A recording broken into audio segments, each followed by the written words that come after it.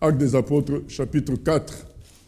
Tandis que Pierre et Jean parlaient au peuple, survinrent les sacrificateurs, le commandement du temple et les Sadducéens, mécontents de ce qu'ils enseignaient le peuple et annonçaient en la personne de Jésus la résurrection des morts. Ils mirent les mains sur eux et ils les jetèrent en prison jusqu'au lendemain, car c'était déjà le soir. Cependant, beaucoup de ceux qui avaient entendu la parole crurent, et le nombre des hommes s'éleva à environ 5000. Le lendemain, les chefs du peuple, les anciens et les scribes, s'assemblèrent à Jérusalem. Ils firent placer au milieu d'eux Pierre et Jean, et leur demandèrent « Par quel pouvoir ou au nom de qui avez-vous fait cela ?»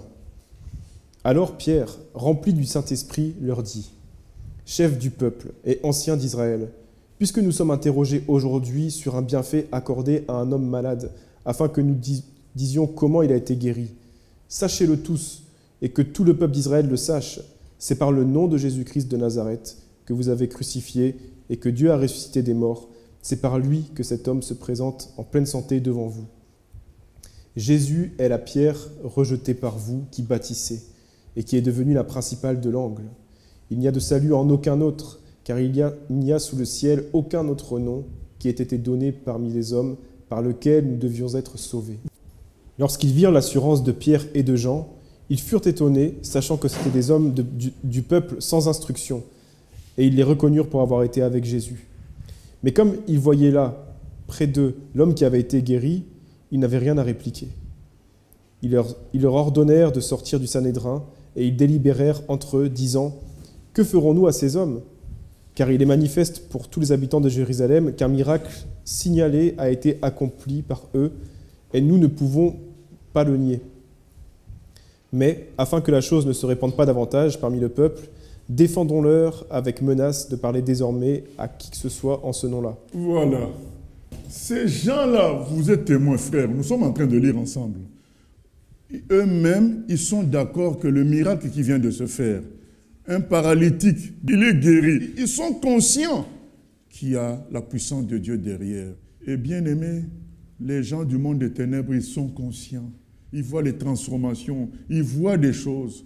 Mais c'est la jalousie, c'est l'esprit d'Antichrist. Disant ah non, on va leur dire, d'accord, on a vu, il est guéri, mais ne parlez pas de Jésus.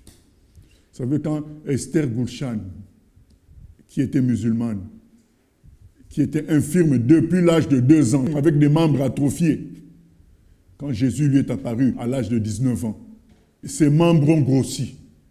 Elle a marché.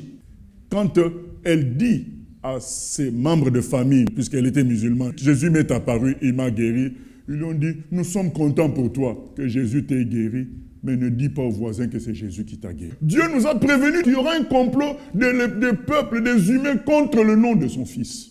Les apôtres vivent ça. Et vous savez, les apôtres vont nous rappeler Psaume 2. Verset 18. « Et les ayant appelés, ils leur défendirent absolument de parler et d'enseigner au nom de Jésus. Pierre et Jean leur répondirent « Jugez s'il est juste devant Dieu de vous obéir plutôt qu'à Dieu, car nous ne pouvons pas ne pas parler de ce que nous avons vu et entendu. » Amen. Ils leur firent de nouvelles menaces et les relâchèrent, ne sachant comment les punir, à cause du peuple, parce que tous glorifiaient Dieu de ce qui était arrivé. Car l'homme qui avait été l'objet de cette guérison miraculeuse était âgé de plus de 40 ans. Après avoir été relâchés, ils allèrent vers les leurs et racontèrent tout ce que les principaux sacrificateurs et les anciens leur avaient dit. Lorsqu'ils l'eurent entendu, ils élevèrent à Dieu la voix, tous ensemble, et dirent « Seigneur, toi qui as fait le ciel, la terre, la mer et tout ce qui s'y trouve, c'est toi qui as dit par le Saint-Esprit, par la bouche de notre Père, ton serviteur David, pourquoi ce tumulte parmi les nations et ces vaines pensées parmi les peuples ? Les rois de la terre se sont soulevés et les princes se sont ligués contre le Seigneur et contre son oint. » Voilà, ils disent, ce que nous vivons, tu nous as prévenus de cela. Pourquoi ce tumulte? Pourquoi être contre Jésus, lui qui peut ressusciter un mort?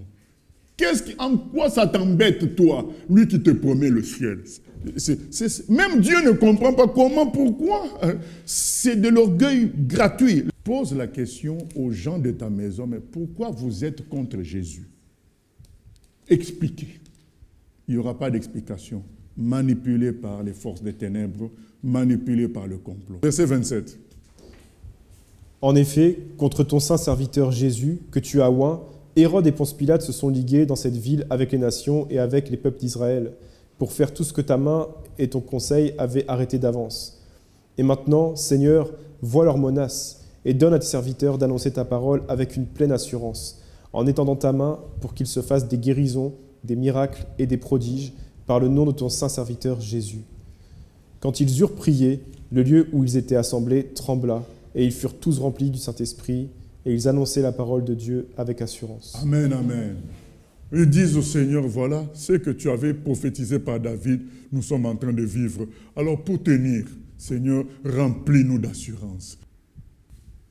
Jésus est le chemin, la vérité et la vie. C'est lui seul qui nous a tant aimés au point de donner sa vie pour nous. Laissons-le prendre sa place de roi. Le frère Paul dit, vous ne vous appartenez plus, 1 Corinthiens 6, 19 à 20, car vous avez été rachetés à grand prix. Il mérite cela parce qu'il a payé pour nous récupérer de sa propre vie. Que rien ne prenne sa place.